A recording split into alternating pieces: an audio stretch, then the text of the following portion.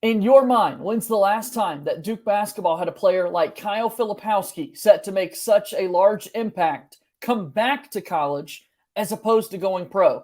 We answer that question and more. A mailbag episode of Locked On Blue Devils starts right now.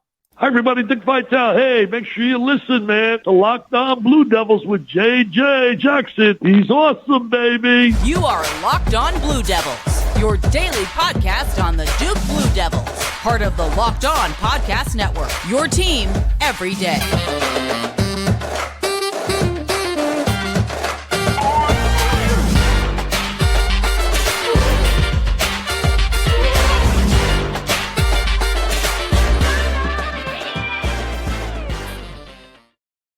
Hello, everybody, and welcome into another episode of the Locked On Blue Devils podcast. My name is JJ Jackson. It's so great to have you here with us on this Tuesday, April 18th, 2023. So fired up to bring you a brand new episode talking everything going on in the life of Duke athletics. We've got a mailbag episode of the podcast today. A lot of great questions were asked. We answer them throughout today's show with my good pal, Josh Cox from Duke Football Talks Section 17 podcast. If you haven't done so already, please be sure to follow and subscribe to the Locked On Blue Devils podcast for free wherever you get your podcasts. You can watch the show daily, each and every day on YouTube. I would recommend you doing that. Hit that subscribe button. And again, your support always means the world to us here at Locked On Blue Devils. Follow us on Twitter at LO_Blue Devils, and I'm on Twitter at _JJ_Jackson_. Without further ado, let me bring on my good pal, Josh Cox, the aforementioned Section 17 podcast. And Josh, let's start here. We're going to talk a lot of basketball today, a lot of basketball with these mailbag questions. But coming up on Saturday, we've got the Duke football spring game. How excited are you for that event? That's right. It's this coming Saturday. Duke fans are going to be able to see, what's been going on in spring practice. We're super pumped for it. We're ready to go. We're going to be tailgating the whole 9 yards, just like a regular game. Obviously, this season is a little bit different than last year. If you follow Duke football closely, last year this time there were a ton of question marks, including quarterback. That was a major question this time of the year last year. And so obviously we're going into this offseason. There are a whole lot more answered questions than unanswered questions. And so it'll just be interesting to see how much progression we'll see from last year to this year. Players like Riley Leonard, Jordan Moore, the defensive side of the football, some younger guys coming in and taking some of the starting positions there. And so it's going to be very interesting. Duke fans, if you're local and you can make it out, hit Wallace Wade, obviously, this coming Saturday. It's going to be a great time. Yeah, the one thing you didn't mention there, Josh, is year two for Mike Elko, right? Like that was the big thing. There was a massive quarterback battle, but you get those all the time. It's not every year that you've got a brand new coach trying to start a brand new era of your program. Duke did that last year. We know what to expect out of Coach Elko. And now here we go. We're running it back year two with the guy. Yeah, and it's been really neat to watch the difference in like the feel of practice. Last year they were legitimately like just trying to figure everything out. Like what was the expectations from the coaching staff, and then how were they supposed to implement that on the field? And this year, as Coach Johns told us, they got to chapter 2 so much quicker, in their progression this year. They got to chapter 2 so much quicker. And so I believe we're going to see the result of that. Coach Elko's second season, he's got his feet under him a little bit more. And now it's just about, can the guys get better, improve upon last year, because the schedule this year is a whole lot different. And so there's not nearly as many, softballs coming their way this year. Let's jump right in. We've got a mailbag episode of Locked On Blue Devils today. Your questions are always welcome that you could send to us on email, lockedonbluedevils@gmail.com, on Twitter at LO_Blue Devils, a variety of different ways to be sending these in. Traditionally do mailbag Monday episodes of the program, but Tuesday is a fine day in itself, and there are plenty of questions to be answered. So, Josh, with that being said, let's get started. I teased this question in the open, but I thought it was a good one. We've got to lead off with it. In your mind, when is the last time Duke had a player with as high of an impact as Flip come back instead of going pro? Really good question that was sent to us on Twitter. Yeah, for sure. I mean, and we're going to keep this discussion in the one and done era, because there are obviously some freshmen in the history of Duke basketball that have returned, that have had a major impact. But in the one and done era, I mean, you really think back to it, the first player that came to my mind, and I don't believe he's the best comp, but the first player that came to my mind was Luke Kennard. He had a pretty decent freshman season, but he wound up coming back for his sophomore season, and then he really exploded. I mean, in my opinion, should have won ACC Player of the Year. I don't believe he got that season, if I can remember correctly. But he became just an assassin. I mean, look at the guy now. We just did a couple of weeks ago, the NBA, or last week, the NBA episode, and I mean, he's leading the league in 3-point shooting percentage, right? So no doubt. That's the first one that came to mind. The second one that came to mind was Grayson Allen. If you remember Grayson Allen's 2015 freshman season, very underutilized, but then time came in the tournament and they needed that boost. There he was. There were people talking at the end of that tournament of like, hey, capitalize on this momentum that you have and go ahead and declare. And then he didn't. He stayed and he came back and he wound up being a 4-year guy. So that was major. But I believe the number one, the one that I didn't think about first, but is actually the best comp for Filipowski, is Matthew Hurt. Yeah. Matthew Hurt returning.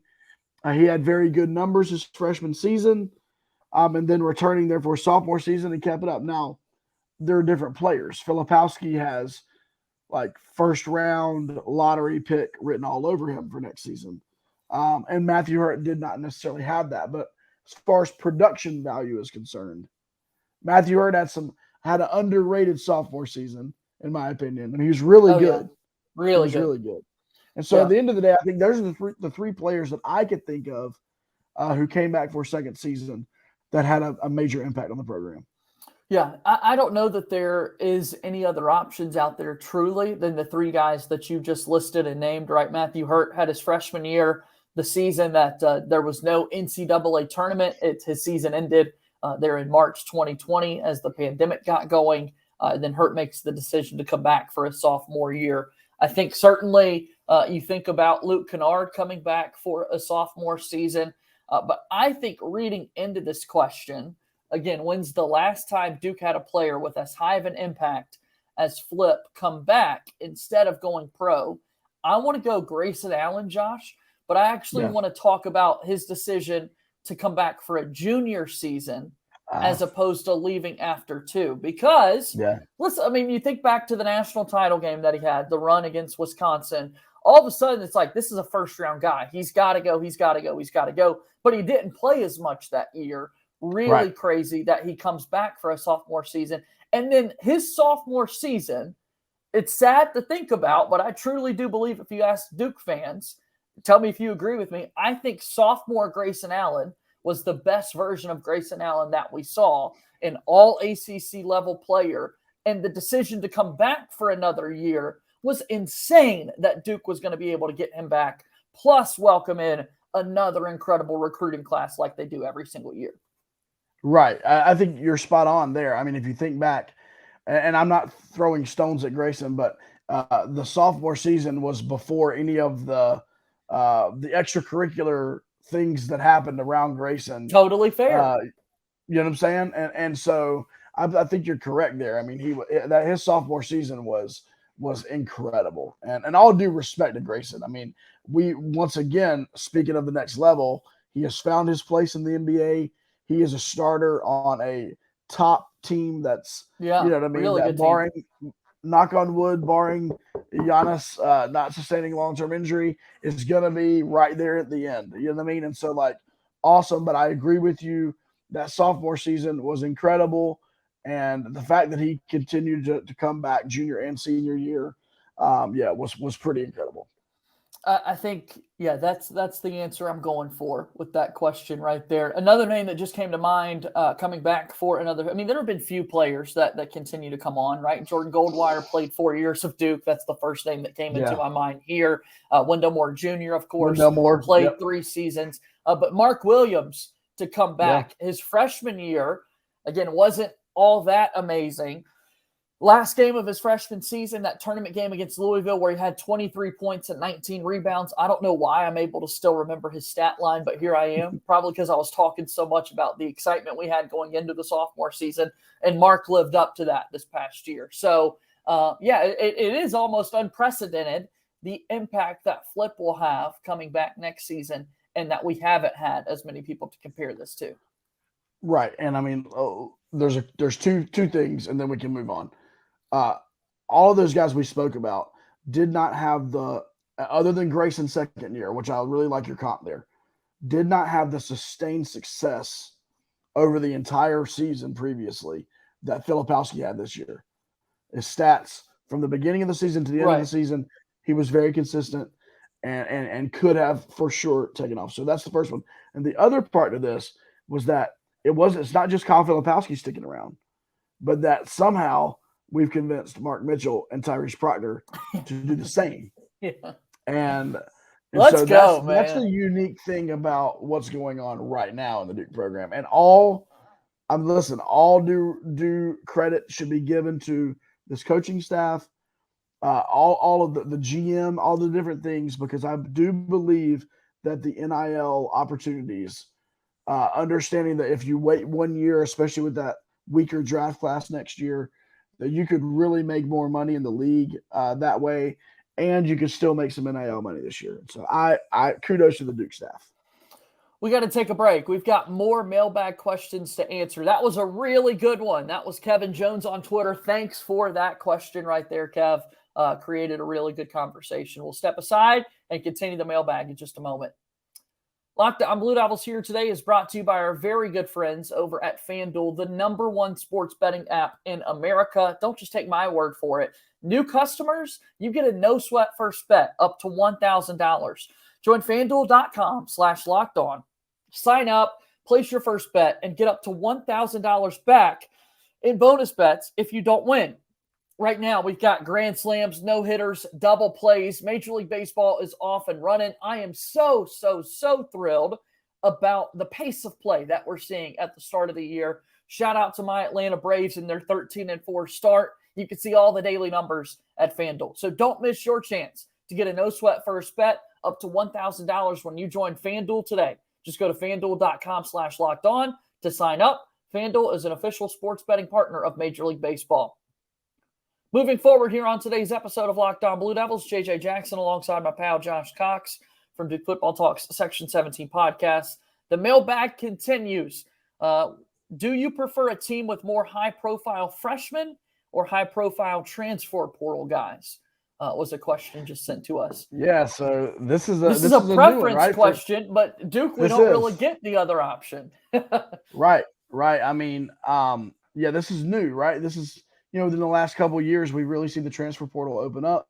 Back in the day, you had a couple of transfers, Rashawn McLeod and a couple of guys like that who transferred in, Rodney Hood, who were contributors to Duke. But here recently, Seth Curry, Recently, though, it's obviously becoming more and more of a thing. So it is a great question. I will say this. I do believe that older, mature, the difference between an 18-year-old kid and a 22-year-old man, right? Like, I do believe there's something to be said for that. I believe that every team that has won a national championship over the last 10 years has had some sort of veteran presence on the team in leadership. But the problem is this. What are you going to say? No, we don't want, Jason Tatum to come to Duke. Like, no, please. If Kyle Filipowski and Zion Williamson and RJ Barrett could just, go somewhere else. No, we're not going to say that. And so I think the answer, and it's not a cop-out, but it probably is a cop-out, is that the mixture of both wins championships. 2015 Duke, listen, we can talk a lot about those freshmen, but that team had veteran leadership as well and had really good role players that had been in the Duke system for years. And so I think if you put a gun to my head, I'm completely cool building a roster around grad transfers and other transfers that are a little bit more mature and have seen something, take place. throughout their college career. But I don't want to stop going after those 5-star freshmen. Yeah, that's what I want to hear. Okay, this was an email from a devil in a blue dress who sends us questions all the time for Mailbag, which I appreciate. Do you prefer a team with more high-profile freshmen or high-profile transfer portal guys? A preference. I'm gonna go transfer portal. I would love the perfect flip. Really? Okay. I'm gonna go transfer portal. I'm gonna go transfer portal, and that's just because that's a throwback. Because I'm a '90s Duke fan, man. Sure. That's a throwback to those older guys that stuck together. And you know, we joke about him and laugh about him all the time, but man, Ryan Young was a major benefit and help to this team this year, whether it be on the court but also off the court. And so I'm actually going to go there. I'm going to go with my that big part of the Duke fan base that is like anti one and done. I'm with you right now. I'm with you. Well, I'm certainly the younger brother in our friendship, Josh. So I think that I'm going high-profile freshman because you're right. They're much more exciting, that's for sure. So exciting. Yeah. There is it's the difference between Ryan Young getting a dunk and Derek Lively getting a dunk, right? Exactly. Oh, man. All right, speaking of the transfer portal, our next question via Twitter, if Duke were to grab another portal player, what is the most important skill set for them to have? When we look at next year's team, I like this question. Yeah. We're not having to think of names out there or anything like it, but just skill set in the transfer portal. What are you looking for? I mean, a rim protector is probably the number one thing that comes to mind because, you know, Kyle Filipowski is not necessarily that, even though he's a better defender than what people give him credit for. He's not a rim protector.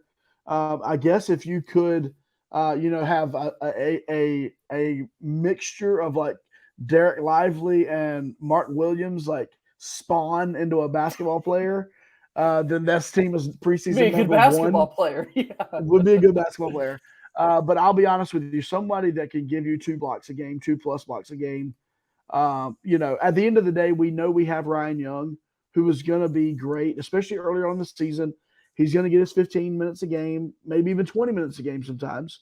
Yeah. But as we get into bigger time basketball towards the end of the season, somebody that's going to be able to stand in there and guard a guy like Armando Bacot. At the end of the day, that's what we're looking at.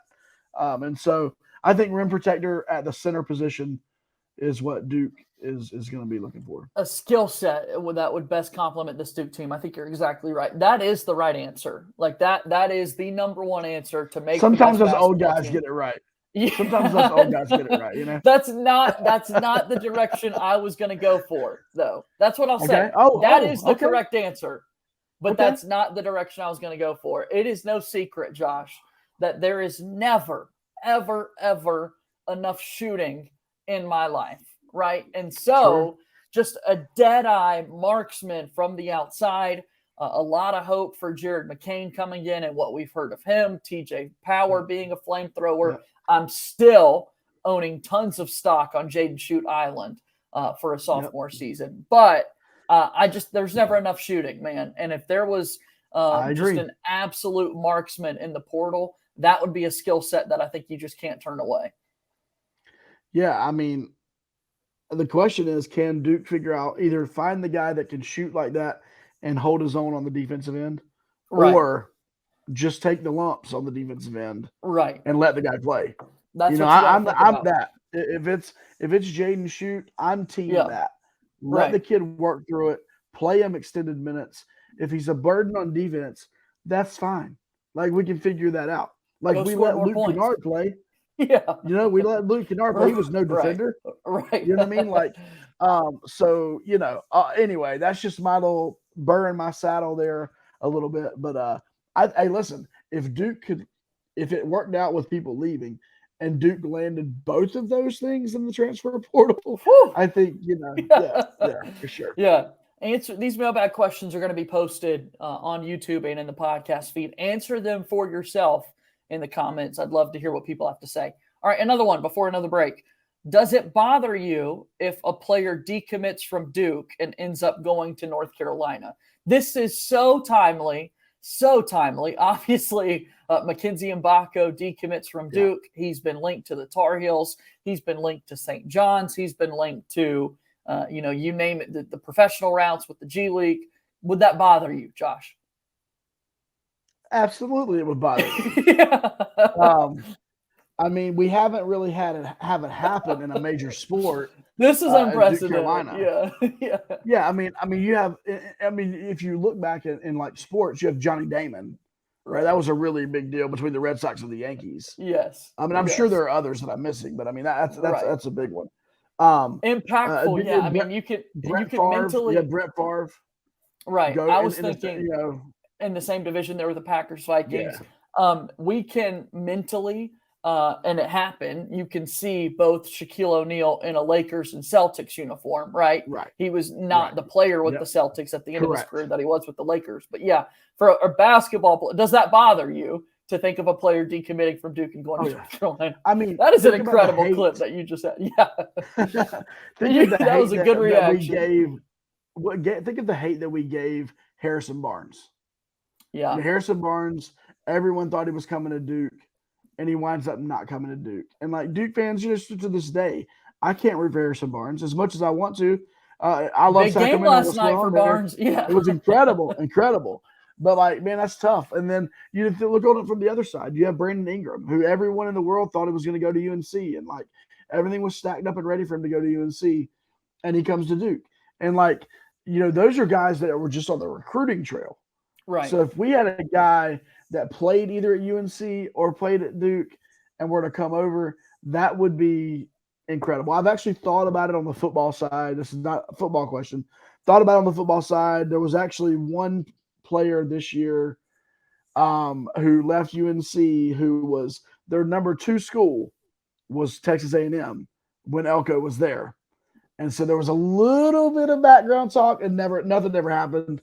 But it was like, it could have happened in football, but basketball would be way worse. So yeah, that's not cool. Yeah. I hope that never happens. You don't endorse it. Hope it never happens.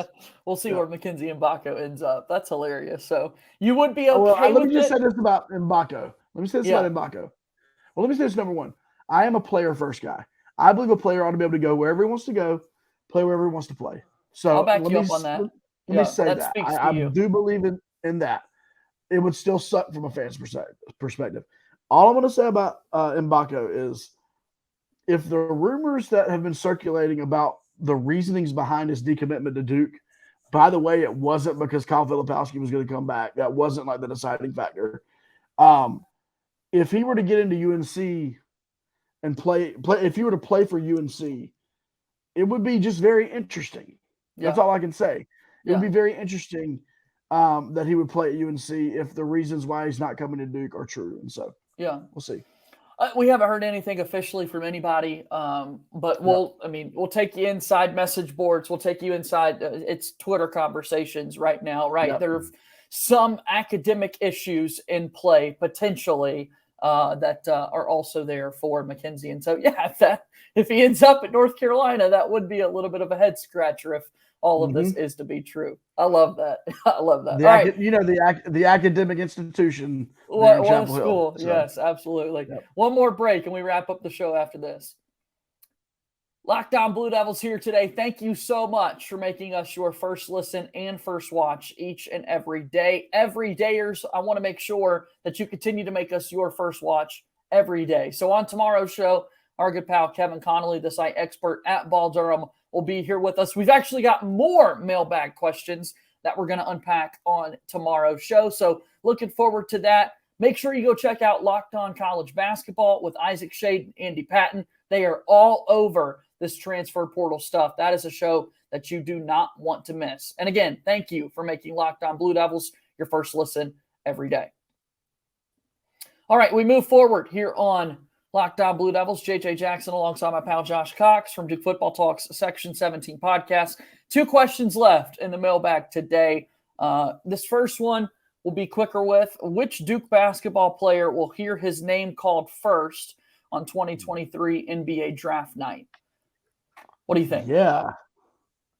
I mean, that's you got to think about this one a little bit. Yeah. It's not a Zion Williamson answer, right? Like it's not obvious. It's not Paulo Banchero on last year's squad who would hear their name first. Just so I don't have any brain farts here, the potential names we're talking about are Derek Lively II, Dariq Whitehead, and potentially Jeremy Roach.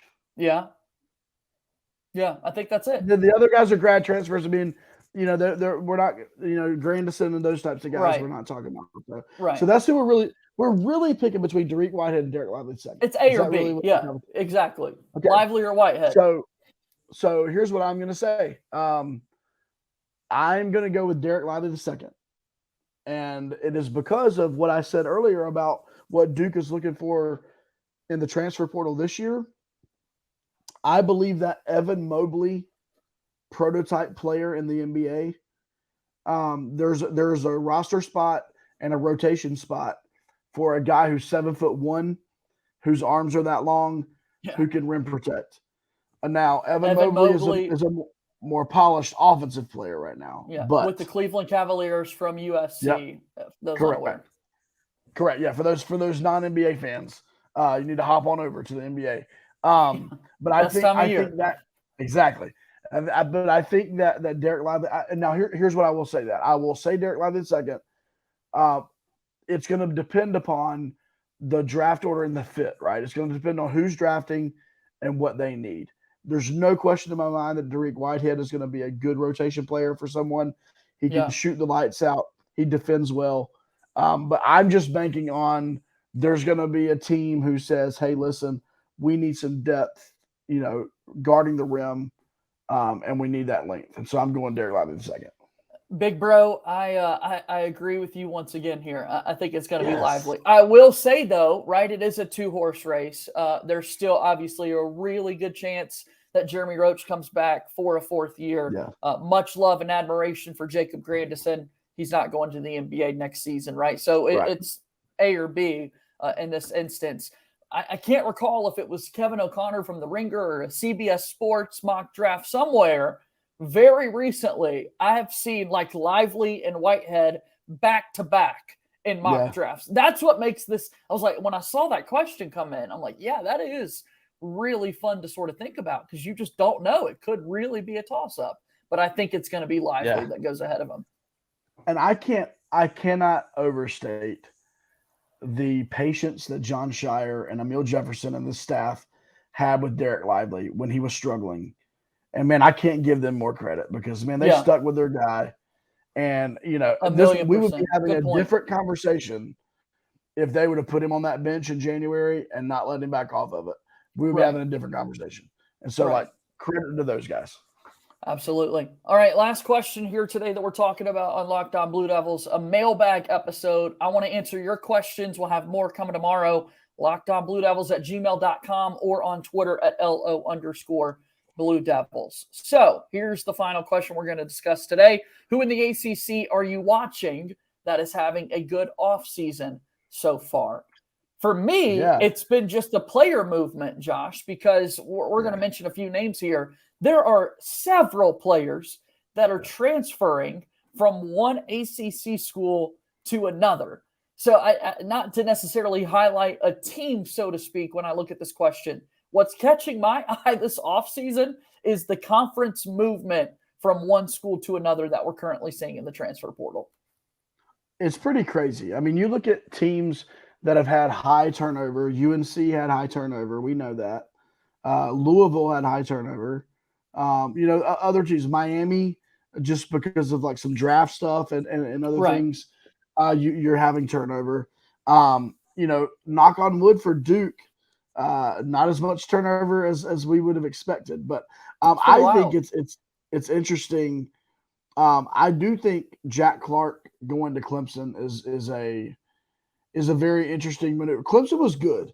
Clemson had a really good season, and so like that's an addition. And I think anyway, I think that could be a big deal for them. But of course, they just traded because it was Middlebrooks from. Ben Middlebrooks, from Clemson goes to NC State, and so we'll see there. But man, I don't know.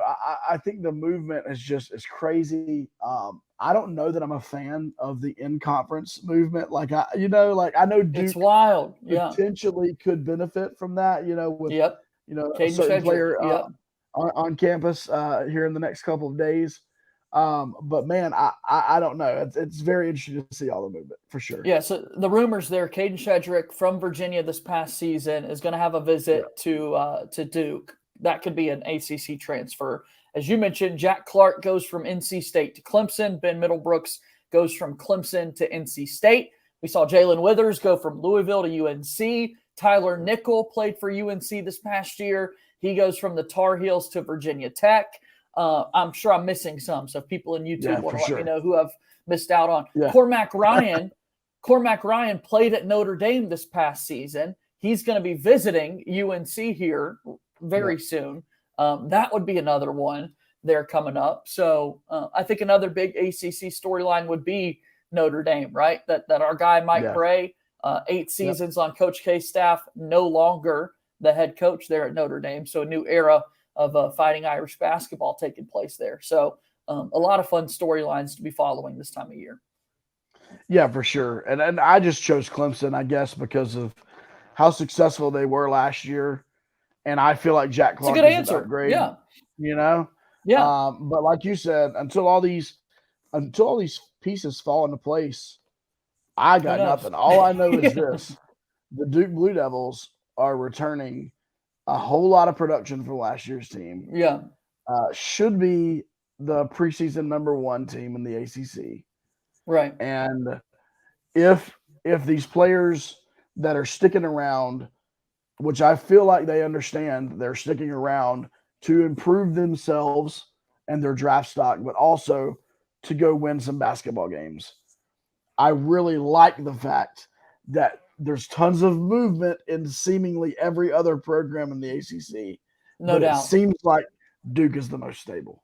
No doubt. Yeah, I love it. We'll see how it plays out going into next season, obviously, and we'll see what transfer portal guys Duke can add to the roster. We talked about skill sets a little bit earlier. In the comments, let me know if I did miss any of those other ACC to ACC transfers, because those are sort of fun to I'm think sure there's about, others, man. I mean, I didn't think through like Florida State, Miami, Georgia State. There's a lot of stuff that could be going so many schools that could have been happening. Yep. Yeah. So with that, that wraps up another episode here of Locked On Blue Devils. Josh, really do appreciate you stopping by. We'll have to talk a little spring football next week and recap the spring game coming up on Friday. Give us one plug, or the game on Saturday. Give us one plug for your podcast.